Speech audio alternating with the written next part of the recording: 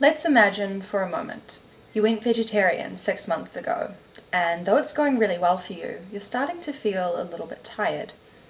You chat with a friend who suggests that maybe you're getting low on iron. So next time you're out shopping, you pop into the local pharmacy to have a look at the different iron supplements.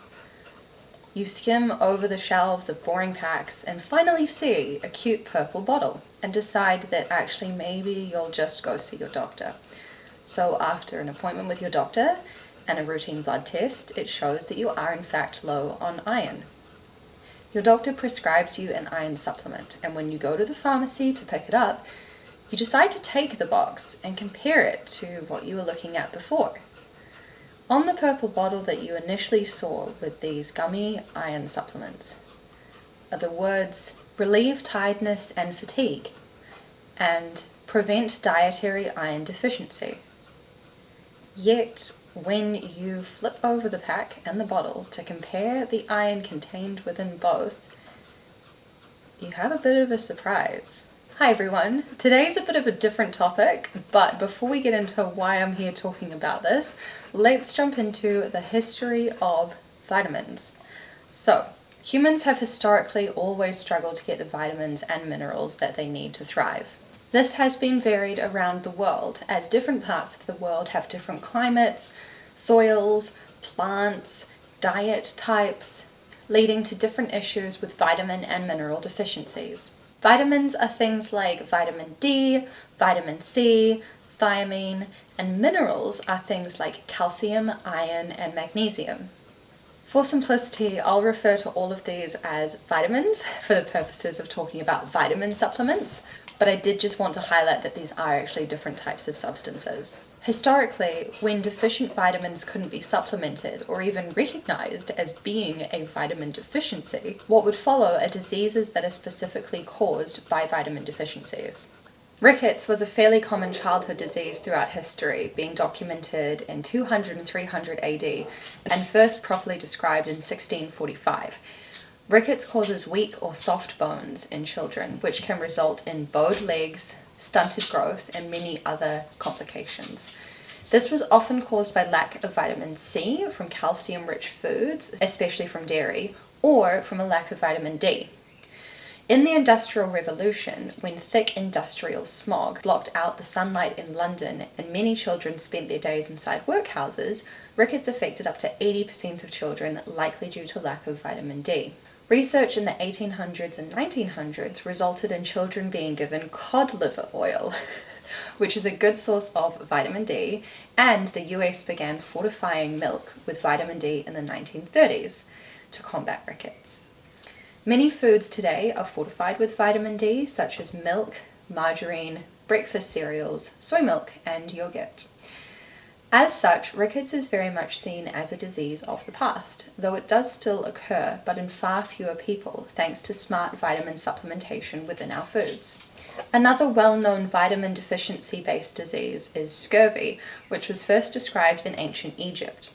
Scurvy causes weakness, fatigue, bleeding, poor wound healing, and possibly death. Scurvy is caused by a lack of vitamin C, and in popular culture was often talked about when relating it to pirates. Being at sea for long periods of time made it very hard to get fresh fruit or vegetables, which is where we would often get vitamin C in our diets. So historically, sailors would often get scurvy until around 1760, when the Royal Navy began giving lemon juice to its sailors. Today, many different kinds of people in the world are at risk of developing scurvy, including children with abnormal dietary habits. Think of children with physical or behavioral difficulties that make eating fruits and vegetables really hard, and people struggling with mental disorders, alcoholism, substance abuse, or homelessness, which can all make accessing, eating, and absorbing the nutrients from fresh fruit and vegetables very difficult. Thanks to our understanding of the importance of vitamin C, promotion of eating fruit and vegetables, and vitamin C supplementation, scurvy is much less of a problem than it was in the Royal Navy in 1669. Finally, beriberi was well described by a Japanese doctor, Tahaki Kanehiro, in 1884, who observed that low-ranking crew in the Japanese Navy who were provided free white rice often ate a diet consisting almost entirely of this and had high indices of beriberi compared with the higher-ranking officers who had a more varied diet, or compared to Western Navy crews.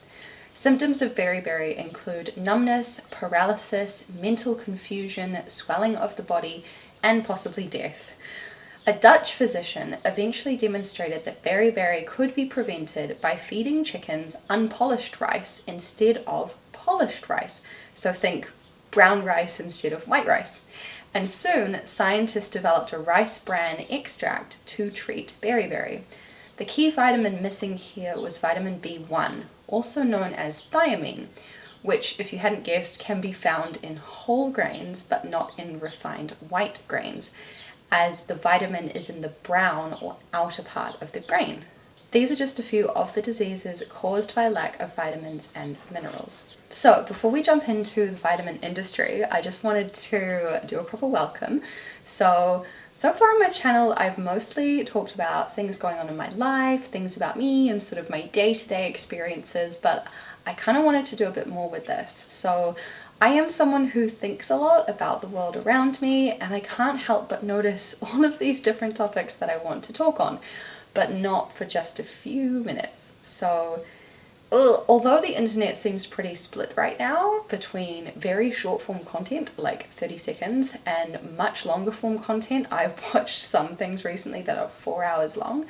And I'm not saying that I want to necessarily start doing the occasional mini documentary, but I am saying I want to start doing the occasional mini documentary.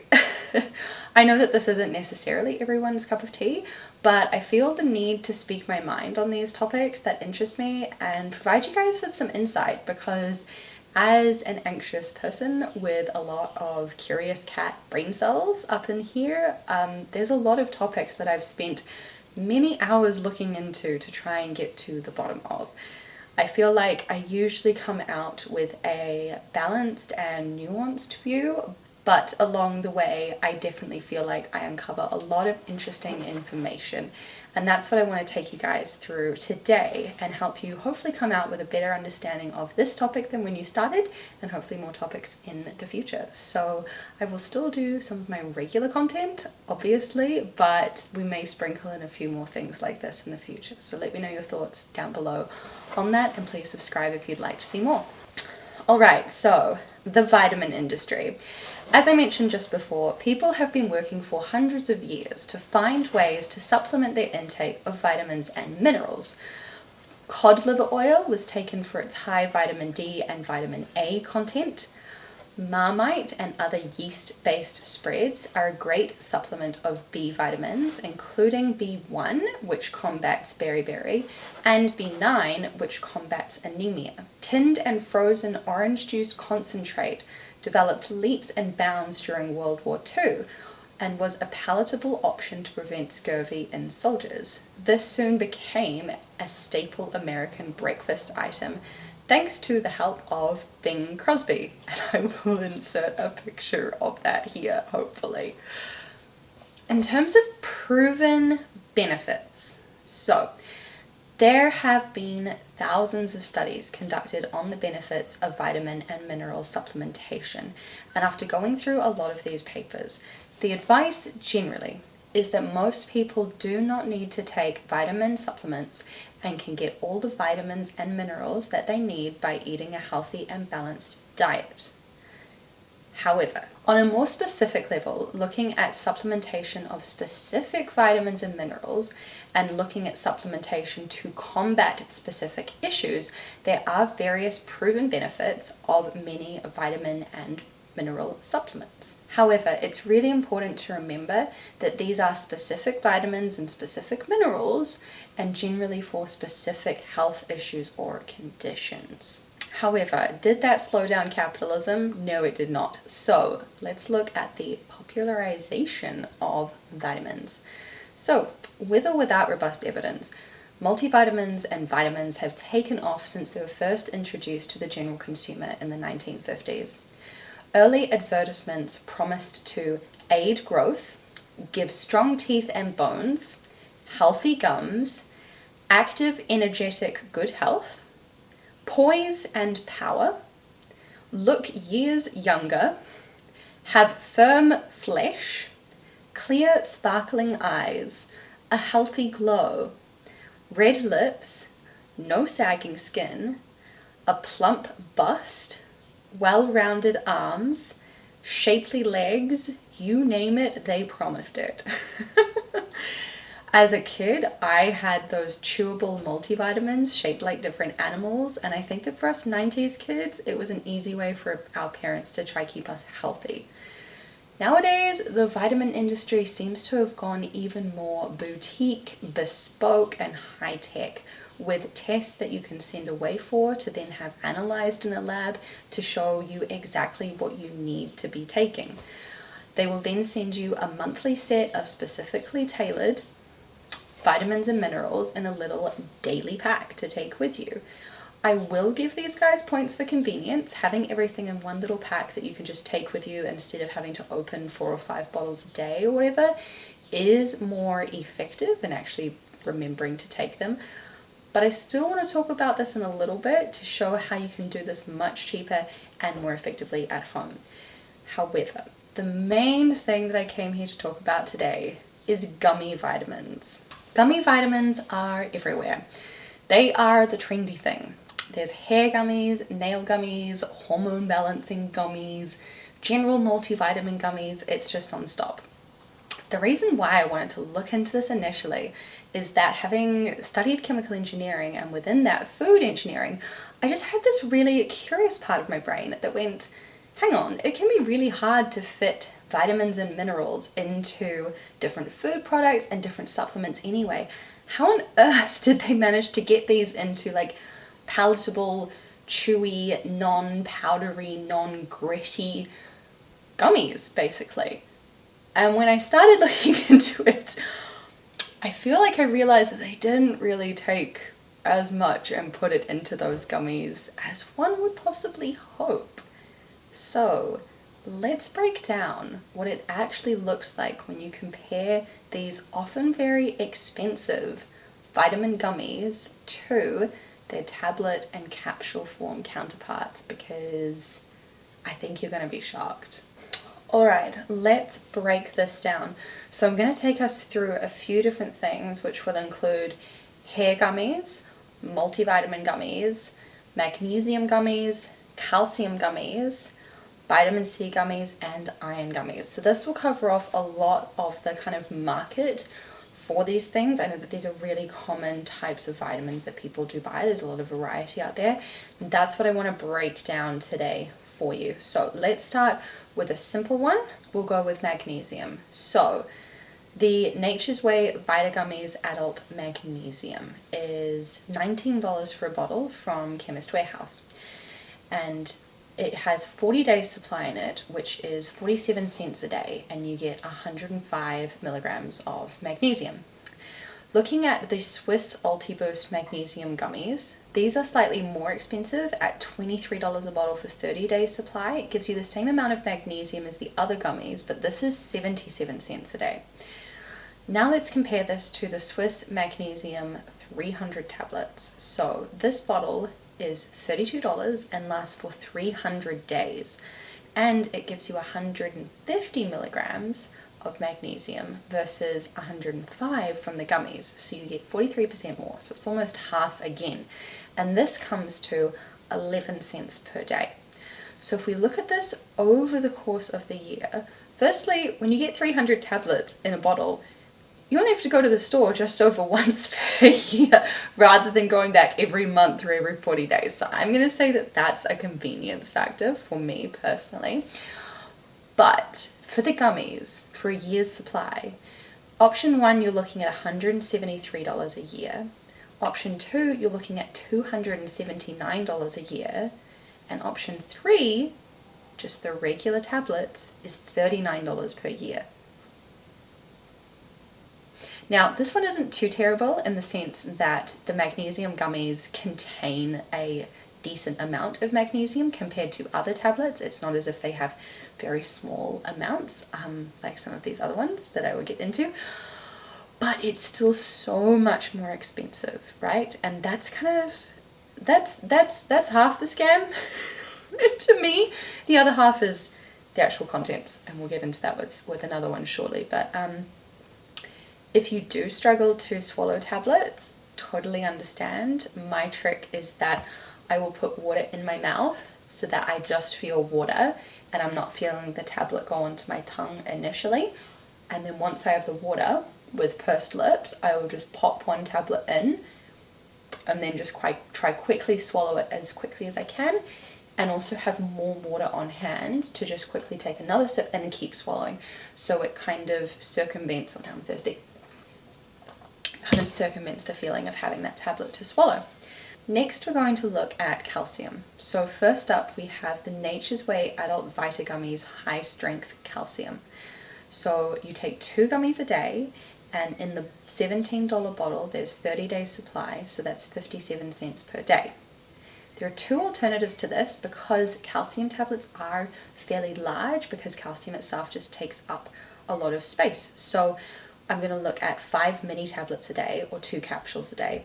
The 5 mini tablets comes to 30 cents per day, and the 2 capsules is 22 cents per day.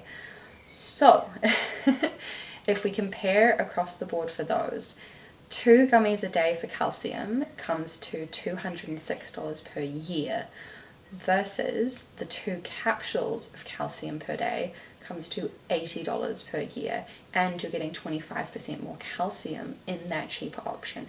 Again, large tablets, but once you have your technique down, it's not really a massive issue.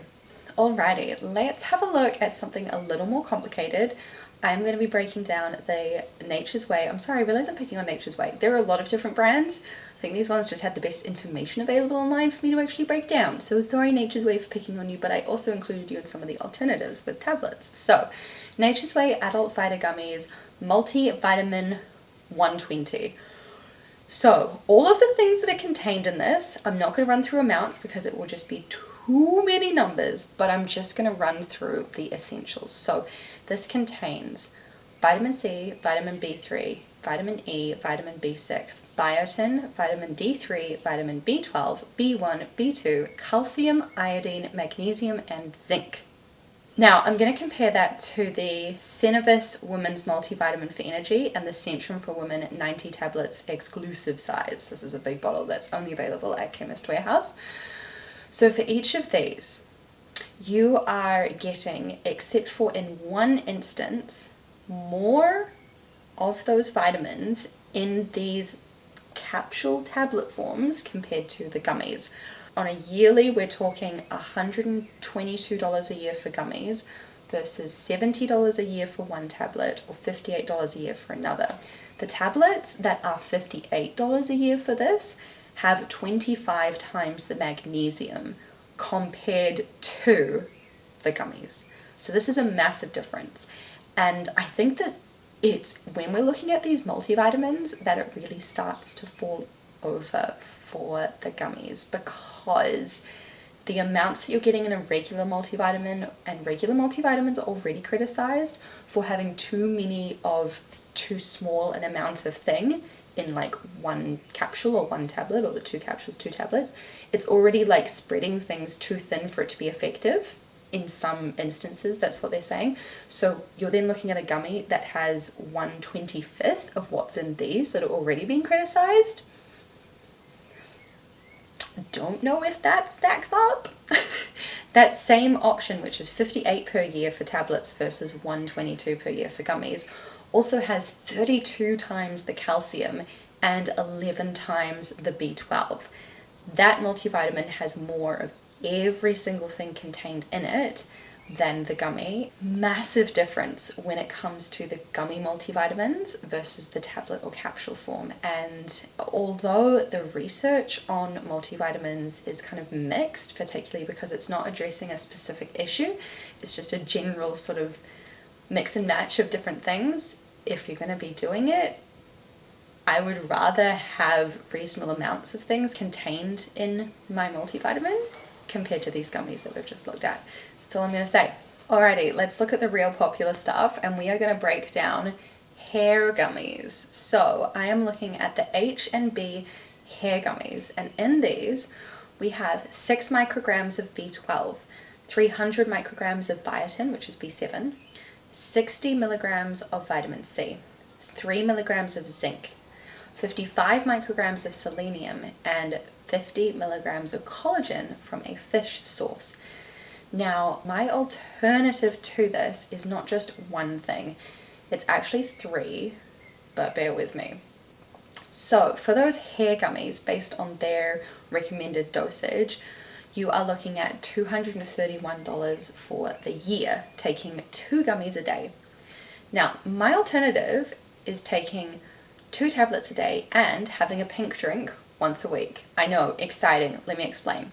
So, if you were to take the Centrum for Women 90 tablets exclusive size, you would be getting 21.6 micrograms of B12 versus 6 in the gummies, 150 milligrams of vitamin C versus 60 in the gummies, 8 milligrams of zinc versus 3 in the gummies, and the same equal 55 micrograms of selenium, which is exactly the same 55 micrograms of selenium in the hair gummies. So that's 1 tablet a day. Also taking biotin separately, and this is that same amount of 300 micrograms in the Nature's Own biotin tablet compared to 300 micrograms in the hair gummies, so I'll give them that, they had a decent amount there. Those are your 2 tablets you take daily. Now when it comes to the collagen, this is where it got really interesting, because I was looking at a collagen powder that's a pink drink, and taking that once per day was so excessive compared with these hair gummies. Like, so excessive. What I worked out is that is 49 times the amount that you're getting in these hair gummies. If you were to be drinking that pink drink every single day, is 49 times the collagen that you're getting in taking those 2 gummies daily. And this is hydrolyzed collagen. And that's the other thing, is that not all vitamins and minerals and supplements are created equal. Different forms are absorbed better or worse. So the hydrolyzed collagen in this pink drink is research-based, absorbed much better than the fish-based collagen that's in the hair gummies. So just to reiterate, instead of having 2 gummies daily, which costs you $231 per year, you're taking 2 tablets daily and having a pink drink every Saturday morning for $149.50 per year for much better stuff. So if you are someone who wants to grow your hair out long, obviously that's not me because I choose to keep mine cut short. Food for thought. Spend your money wisely, people. I also wanted to talk about our good friend vitamin C, because vitamin C helps us to absorb so much, including iron, which I will talk about in a moment. Now, I have orange flavored chewable tablets that I really hate, but they are so cost effective and so good. So let's do this. The gummies that I looked at were the Nature's Way Adult Vita Gummies Vitamin C. These have 195 milligrams of vitamin C, and it costs 47 cents a day. So that comes to $173 for the year. What I have is a 500 milligram chewable tablet. So this is 2.5 times the amount of vitamin C, and instead of costing $173 a year for a supply of it, it costs you $21 a year. Literally just over $20 a year, which is crazy. And I get that these chewable tablets are kind of gross. I end up just swallowing them whole, and it like hurts a little bit swallowing them. If you're fine with the chewable tablets, you will do great. And for this one, I do kind of get it. I really just wanted like a capsule form so I could just swallow it. They didn't have it. So I get that it's tricky, but for that much difference, I really do think it's worthwhile to at least know what you are signing up for and at least know what the difference is here. Because it's not just that it's more convenient because it's chewable, it is a lot more expensive. A lot more expensive. Last but not least, we started this off talking about iron, and we're going to end there because iron is where all of this started. Iron is where this started for me because I know how difficult it is to get your iron in, and I was shooketh when I saw this. So the iron tablets that I have been prescribed for my iron deficiency are Ferrotab 200 milligram 60 tablets. Now to buy this in stores is $9 for a pack of 60. I can get on prescription as part of the New Zealand healthcare system 90 days worth for $5, but I'm not using that, I'm using the shelf price, alright? So in those iron tablets is 200 milligrams, and if I was to just buy it off the shelf at that regular price, that cost me $55 a day. The Swiss Iron Gummies 50 pack, and you need to take 2 of these a day, taking those 2 gives you 20 milligrams. 200 versus 20.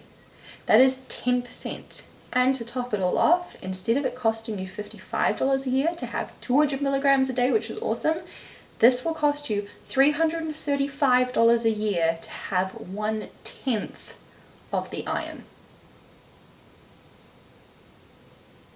And this is why I feel like this is a bit scammy. This is why I feel like this is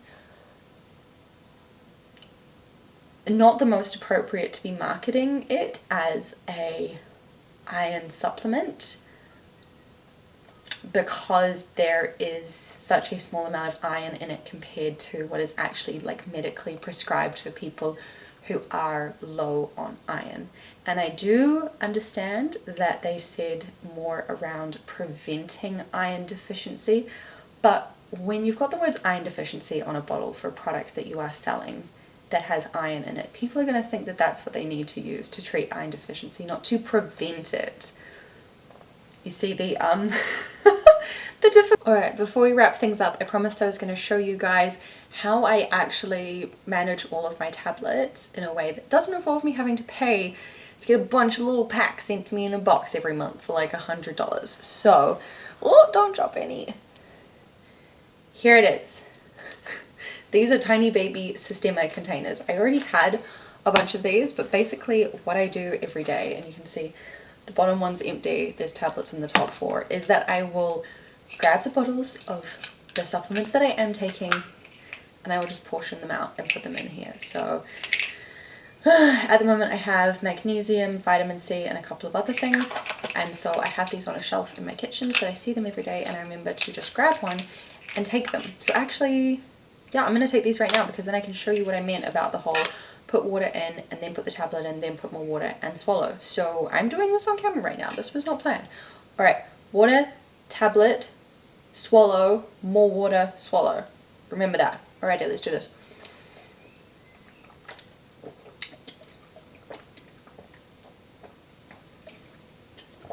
Okay, so it didn't go down on the first time. So I quickly chucked in some more water before I could kind of feel the tablet too much, and then did a little bit of that head chuck back. So that head chuck back is actually really helpful. So I've got a couple more kind of capsules to take and then a smaller tablet, and then that'll be done. So again, it doesn't have to be super scary. This is just a magnesium, so it can look kind of big. I take magnesium for sleep and a couple of other things. Doesn't need to be super scary. So water, tablet, swallow, water.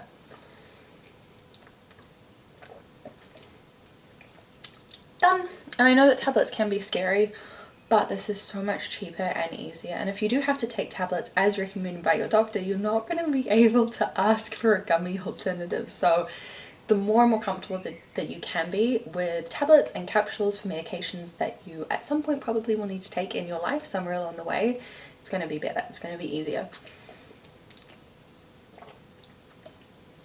There we go. And then for the little tablets, I can even do a few of these at a time if it's a few, but easy peasy. All done. So there we go. Nice and simple. This one's now empty. I pop it on the bottom. Still got 3 more days ready, 2 used up, and then I'll just refill these, and that takes me like 5 minutes every 5 days. And that I find is convenient and effective enough for A, me to remember to take them because otherwise I'm really bad at it.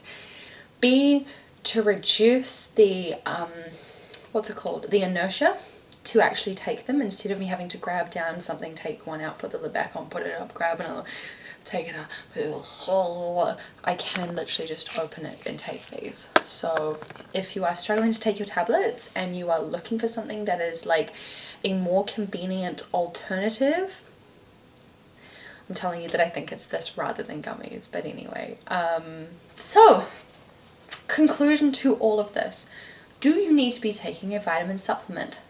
Probably not. If you have been to see your doctor and you're known to have a vitamin or mineral deficiency, take what they prescribe to you, or get the injection that they prescribe to you, or whatever. These off-the-shelf vitamins, I have a love-hate, because I am currently doing my own research on my own feelings and symptoms and what I'm experiencing, and trying to boost my health by taking vitamins. I am doing it. I'm not perfect. I didn't study chemical engineering and be like, cool, I'm all good now. I'm not going to get sucked into this, or I'm not going to feel like I need to supplement myself because I know my own body. I'm just going to listen to the medical profession, even though I'm working in healthcare, right? Like, I still see the interest in doing that and trying to take control of your own health and trying to look at your diet and do your own research and go, hey, it looks I'm a bit low on these things. Maybe I'm going to feel more energized or get better sleep or feel stronger if I supplement with these different things. And look, I totally get that. If you do have real concerns, please do speak to your doctor if that's an option for you, because that can be a lot more effective and a lot cheaper, which is what I have found. But at the end of the day, my advice to you, just gonna look into the camera here. My advice to you is that if you are going to choose to do your own supplementation of vitamins or minerals, take the time to flip over and compare between them, because I think that you will find some massive differences, particularly if you are looking at these gummies. And my general blanket advice, and this is not against any particular brand for sure, but from a chemical engineering point of view and how easy it is to actually fit vitamins into these, go for tablets or capsules rather than gummies. And itchy nose. And where possible, try to utilize specific tablets for specific things rather than multivitamins, because you will probably get a lower dosage and it may be less than what is actually going to be effective for you. So that's what I'm saying. Just be discerning, stay safe. Hopefully this has been of value to you. Let me know if it is. I think I'm going to call this series Don't Get Me Started, because you should not get me started on things like this, apparently vitamin gummies. But anyway, thank you guys so much for being here. I really appreciate it. Let me know your thoughts down below. Subscribe if you liked this, or if you want me to go back to doing more stuff on mental health and minimalism, jump down in the comments and tell me that too. I'm here to hear it all. But thank you guys so much. Hope you're having a good holiday season, and we will talk again soon. Bye!